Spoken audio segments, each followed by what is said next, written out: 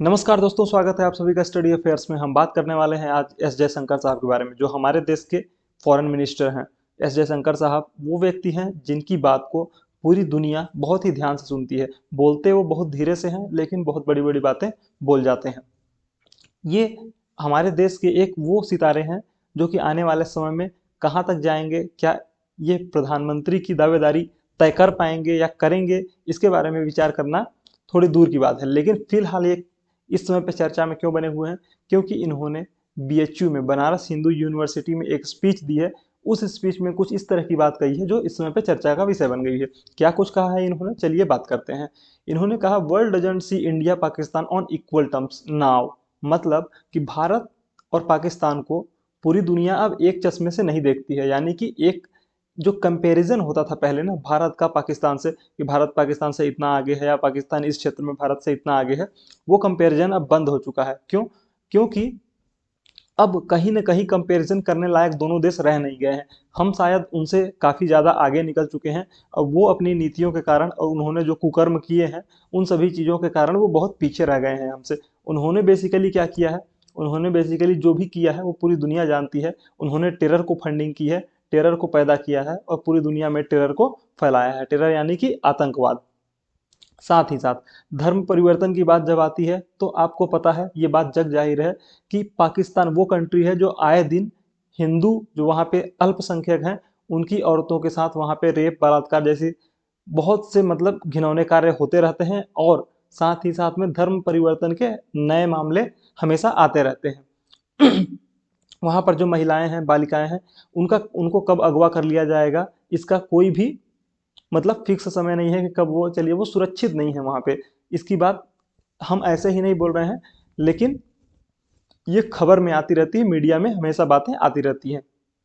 इन्होंने और कुछ क्या कहा उसके बारे में हम बात करते हैं। इन्होंने कहा कि भारत की जो विदेश नीति है, अब वो विश्व ज़्यादा वैश्विक सरोकारों से जुड़ती हुई बहुआयामी स्वरूप ग्रहण कर चुकी है। मतलब कि अब जो हमारी विदेश नीति है वो पूरी वर्ल्ड के लिए, पूरी दुनिया के लिए बहुत ज़्यादा मायने रखती है। पूरी दुनिया हमें हमारी तरफ से ध्यान से देखती है कि आखिरकार भारत क्या कर रहा है। बहुत ही जल्दी भारत क्या करने वाला है, G20 की जो मीटिंग है वो अगले साल भारत में होनी है। लेकिन उससे पहले भारत इस बार की जो G20 की अध्यक्षता कर रहा है, उसकी औपचारिक अध्यक्षता इंडिया को मिल चुकी है। तो बनारस में भी इसका प्रोग्राम होने वाला है। तो होगा क्या इसमें? बनारस में जो G20 देश हैं उनके विदेश मंत्री, G20 कंट्रीज के विदेश मंत्री जो बैठक करेंगे वो बनारस में होने वाली है। इन्होंने और क्या कहा? इन्होंने ये कहा कि एक समय था जब पूरी की पूरी दुनिया भारत को और पाकिस्तान को बहुत से चीज़ों में कंपैरिजन करती थी, लेकिन अब उन्होंने पाकिस्तान को बहुत पीछे छोड़ दिया है और जहां भी जाओ वहां पे सिर्फ और सिर्फ इंडिया की बात हो रही है। चाहे वो G20 में गए हमारे मोदी जी की बात हो, या फिर विदेश मंत्री एस जयशंकर साहब, या फिर एनएसए अजित डोभाल साहब की बात हो, कोई भी हो, वो जहां भी जाते हैं, जिस भी अंतर्राष्ट्रीय मंच पे जाते हैं, उनकी सम्मान उनके लिए एक अलग आदर का भाव पूरी दुनिया की ओर से प्रस्तुत किया जाता है। साथ ही साथ जब हम बात करते हैं कि भारत की स्थिति विश्व के परिदृश्य में लगातार बदल रही है, भारत की विदेश नीति तमाम देशों के साथ अलग अलग मोर्चों पर अलग अलग समय में भारत के हितों को ध्यान में रखते हुए तय की जा रही है। इसका परिणाम यह है कि भारत की सोच के प्रति विश्व का नजरिया बदल चुका है। चाहे वो यूक्रेन रसिया वॉर की बात हो, चाहे वो ताइवान की बात हो। यूक्रेन रसिया वॉर में हमने अपना स्टैंड क्लियर कर दिया है कि हमें हमारी जो ज़रूरतें हैं उसको हम ध्यान में रखते हुए अपनी विदेश नीति तय करेंगे। और अमेरिका ने भी, रूस ने भी इस बात का सम्मान भी किया है और पूरा का पूरा सपोर्ट भी दिया है। पूरे वर्ल्ड ने एक तरीके से बताया है कि जो विदेश नीति होनी चाहिए वो भारत की तरह होनी चाहिए। साथ ही साथ मोदी जी ने जो G20 की मीटिंग में एक बात कही थी, उससे पहले जो SCO समिट में एक बात कही थी कि this is not an era of war. उस चीज को यहाँ पे G20 की प्रेसिडेंसी, G20 की जो मीटिंग हुई थी इंडोनेशिया के बाली में, वहां पे प्रॉपरली कोट किया गया, राइट किया गया। साथ ही साथ जब ये G20 की प्रेसिडेंसी इंडिया के पास अब आ चुकी है, तो ये G20 की प्रेसिडेंसी में पूरी दुनिया के 2/3 पॉपुलेशन, मतलब कि जो भी 20 देश आते हैं वो पूरी दुनिया की 2/3 पॉपुलेशन रखते हैं, 3/4 ट्रेड रखते हैं और 85% GDP पे इन्हीं 20 देशों का कब्जा है। ओके। साथ ही साथ जो सोच लोगों की बदल रही है, पूरी दुनिया की सोच भारत की तरफ देखने का जो नज़रिया है वो अब बदल चुका है, काफ़ी तेज़ी से बदल चुका है। थोड़ा सा हम देखेंगे इन्होंने एक और छोटी सी बात ऐड की। उन्होंने कहा कि अब पाकिस्तान और भारत वर्सेस नहीं हो रहा है, बल्कि ये चीज़ आईटी वर्सेस आईटी हो गई है। आईटी वर्सेस आईटी का मतलब क्या है?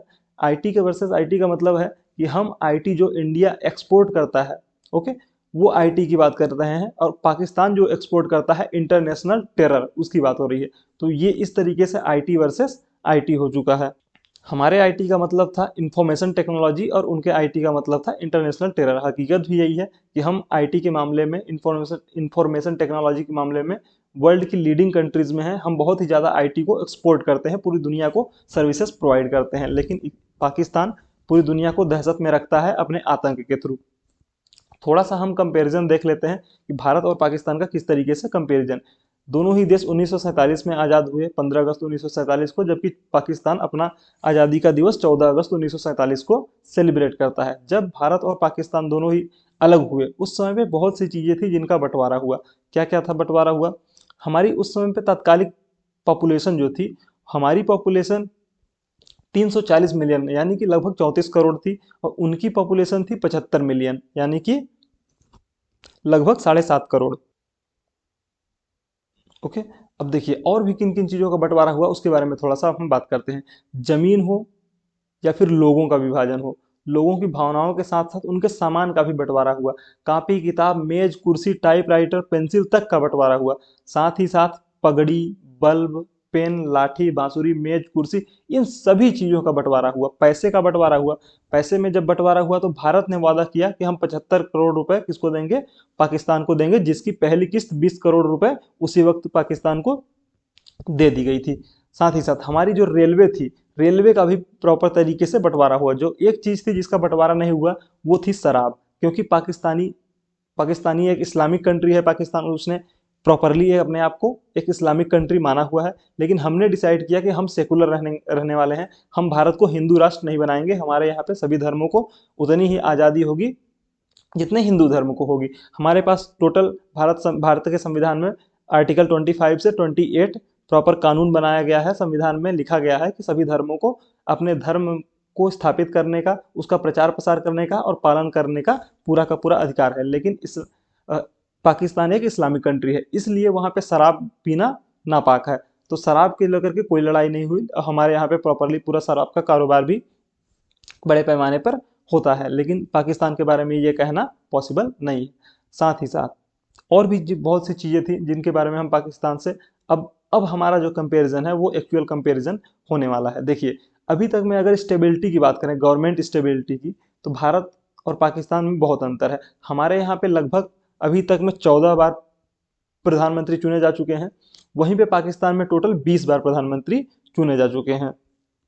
जो पहला जनरल इलेक्शन पाकिस्तान में हुआ था वो हुआ था 1970 में, वहीं पे भारत में ये 1951-52 में हुआ था। अगर हम बात करें पाकिस्तान के जीडीपी के टर्म में, तो 1960 के समय में, 1960-65 के समय में भारत और पाकिस्तान की जीडीपी लगभग लगभग बराबर थी। लेकिन आज हमारी जीडीपी उनसे लगभग 5 से 6 गुना 7 गुना, कहीं बहुत ही ज़्यादा, हम अभी हाल ही में $3 ट्रिलियन इकोनॉमी को पहुंचने वाले हैं। लेकिन पाकिस्तान की जीडीपी का क्या हाल है वो आपको मालूम है। अगर जीडीपी पर कैपिटा की बात करें तो हम 1960 में $82 पे थे, साथ ही साथ पाकिस्तान भी $83 पे था। लेकिन आज हमारी पर कैपिटा जीडीपी $2274 पे है और $1538 पे वो है। इकोनॉमी की बात करें तो $37 बिलियन की इकोनॉमी थी किसकी? पाकिस्तान की, सॉरी, मतलब $37 बिलियन की इकोनॉमी थी भारत की, और $3.74 बिलियन की इकोनॉमी थी पाकिस्तान की 1960 में। लेकिन आज हम $3173 बिलियन पे हैं, वहीं पे पाकिस्तान महज $346 बिलियन पे स्टेबल करता है। तो इस 6 मामले में भी बहुत ही ज़्यादा अंतर है। साथ ही साथ जब हम इकोनॉमी में लार्जेस्ट इकोनॉमी होने की बात करते हैं तो ये अनुमान है। रिपोर्ट्स, बहुत सी रिपोर्ट्स, चाहे वर्ल्ड बैंक की रिपोर्ट हो या फिर मॉर्गन स्टैनली की रिपोर्ट हो, सभी ने लगभग लगभग ये दावा किया है कि भारत आने वाले समय में 2027 से 2028 के बीच में दुनिया की तीसरी सबसे बड़ी इकोनॉमी बन जाएगा। लेकिन पाकिस्तान के मामले में ये बात जो कही जाती है, तो गोल्डमैन सैक्स ने ये रिपोर्ट निकाला है कि पाकिस्तान के 2075 से पहले वर्ल्ड की 6वीं लार्जेस्ट इकोनॉमी बनने के कोई आसार नहीं दिखाई दे रहे हैं। यानी कि बहुत लंबा समय अगर इनको तय करना पड़ेगा अगर ये वर्ल्ड की 6वीं लार्जेस्ट इकोनॉमी बनना चाहते हैं तो। लेकिन जिस तरीके से ये आतंकवाद को पाल रहे हैं, पूरी दुनिया में आतंकवाद को फैला रहे हैं, तो आए दिन में पता चलता है पाकिस्तान के ऊपर सैंक्शन लगा दिया जाता है। बहुत से मामले होते हैं जहां पे पाकिस्तान को भाग नहीं लेने दिया जाता है इंटरनेशनली। तो इन सभी कायराना हरकतों की वजह से मुझे लगता है कि पाकिस्तान 2075 नहीं बल्कि 2090 तक भी छठवीं लार्जेस्ट इकोनॉमी बन जाए तो बहुत बड़ी बात होने वाली है। वहीं पे जब हम फॉरेक्स रिजर्व की बात करते हैं तो आज हमारे पास 572 बिलियन डॉलर का फॉरेक्स रिजर्व है। वहीं पे साथ ही साथ पाकिस्तान का 7.8 बिलियन डॉलर का फॉरेक्स रिजर्व था। लेकिन अगर आज की करंट की स्थिति बात करें तो ये भी कहना अनुमानित नहीं होगा, मतलब सही नहीं होगा कि इनके पास 7.8 बिलियन डॉलर का भी फॉरेक्स रिजर्व है, क्योंकि इनकी इकोनॉमी बहुत ही तगड़े तरीके से गड़बड़ा चुकी है, डामाडोल स्थिति में पहुंच चुकी है। वहीं पे डिफेंस पे जो खर्च होता है उसकी बात करें तो हम 2020 में 70.9 बिलियन डॉलर का खर्च करते थे और ये सिर्फ 10 बिलियन डॉलर का खर्च करते थे, यानी कि हमारा जो रक्षा का क्षेत्र में एक्सपेंडिचर है वो काफ़ी ज़्यादा है इनसे। साथ ही साथ लाइफ एक्सपेक्टेंसी और लिटरेसी रेट की बात करें तो हमारा जो लिटरेसी रेट है वो 74% का है। वहीं पे पाकिस्तान का लिटरेसी रेट मात्र 58% का है। इन्फेंट मोरेलिटी रेट की बात करें तो हम 27 पे हैं और वो 54 पे हैं, यानी कि हमारे यहाँ पे कम बच्चों की डेथ कम होती है यहाँ पे। वहीं पे पाकिस्तान में हमसे डबल बच्चों की डेथ होती है। वहीं पे फर्टिलिटी रेट की बात करें तो एक स्वस्थ कपल इंडिया में 2.2 बच्चों को जन्म देता है, वहीं पे पाकिस्तान में ये 3.4 है। गरीबी की बात करें, जिसको पॉवर्टी कहा जाता है, तो हम लाई करते हैं 21.9% पे एज पर द 2011 के डाटा के हिसाब से। वहीं पे 2018 के डाटा के हिसाब से बात करें तो ये 21.9 पर है। इलेक्ट्रिसिटी के मामले में भी लगभग बराबर ही स्थिति है। जब हम मिलिट्री पावर की बात करते हैं तो आपको पता है कि इस समय पे सबसे ज़्यादा मिलिट्री प्रेजेंस यानी नंबर ऑफ सोल्जर्स के हिसाब से देखा जाए तो चाइना के पास है, उसके बाद इंडिया के पास है। इंडिया के पास लगभग 14,45,000 नेट सोल्जर्स हैं। वहीं पे चाइना की बात करते हैं तो ये 21,85,000 है। और जब पाकिस्तान की बात आती है तो ये 6,54,000 के आसपास उनकी नेट जो मिलिट्री पावर है वो लाई करती है। वहीं पे एक्सपोर्ट की बात करें तो डिफेंस के सेक्टर में हम काफ़ी तेज़ी से आगे बढ़ रहे हैं, कंटिन्यूअसली हमारी टेक्नोलॉजी अपग्रेड हो रही है और हम अनुमानित ये है कि FY23 में 17,000 करोड़ रुपए का एक्सपोर्ट करने वाले हैं। ये था पूरा कंपैरिजन जो हमने पाकिस्तान से भारत का किया। लेकिन एक और देश है जिसकी बात एस जयशंकर साहब ने नहीं की, लेकिन हम करेंगे। क्यों करेंगे? क्योंकि वो भी हमारा प्रतिद्वंदी है, हमारे बॉर्डर्स उसके साथ लगते हैं और लगभग साथ में ही हम दोनों देश आज़ाद हुए। भारत आज़ाद हुआ 1947 में, लेकिन चीन आज़ाद हुआ है 1949 में, यानी कि हमसे 2 साल बाद। लेकिन अगर आर्थिक स्थिति की बात करें, इकोनॉमिक पावर की बात करें तो चाइना हमसे कहीं ज़्यादा स्टेबल है। चाइना कहीं पे हमसे बहुत ज़्यादा आगे निकल चुका है जीडीपी के मामले में।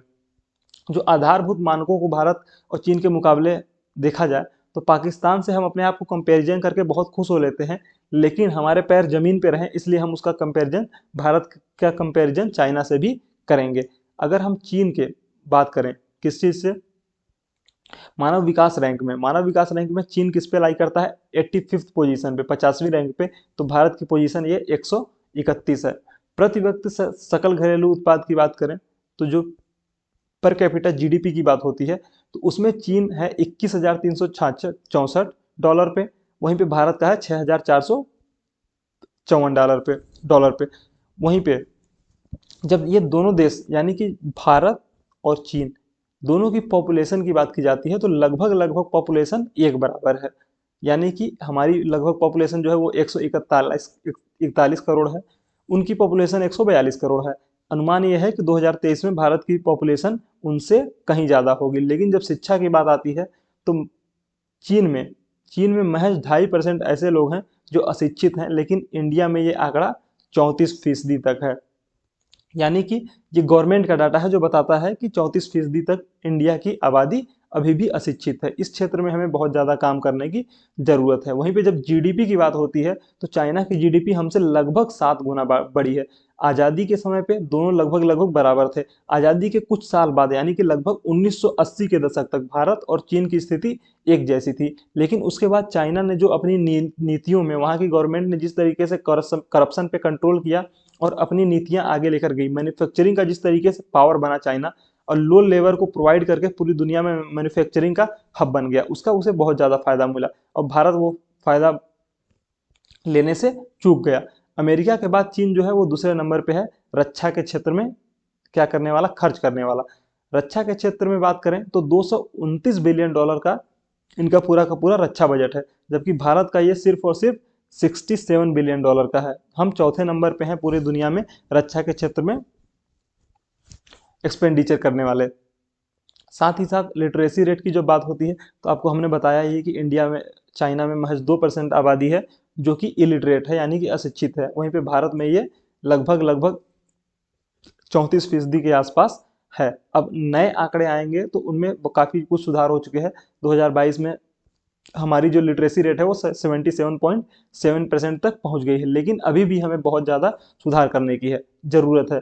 हाँ, ये बात फिक्स है कि अब हमें पाकिस्तान से कंपैरिजन नहीं करना है अपना, क्योंकि हम चाहते हैं कि हमारा विकास हो तो हम उससे कंपैरिजन करेंगे जो हमसे ज़्यादा बेहतर है, तभी तो हम उसके लायक या फिर उसके मुकाबले का बन जाएंगे। तो असली कंपैरिजन जो अब होगा वो भारत और चाइना का होगा। आने वाले 20 से 30 सालों में हो सकता है कि हम विश्व की दूसरी या पहली सबसे बड़ी इकोनॉमी बन जाएंगे। बहुत बहुत धन्यवाद। अगर आपको ये वीडियो पसंद आया है तो लाइक करिए, कमेंट करिए और सब्सक्राइब कीजिए।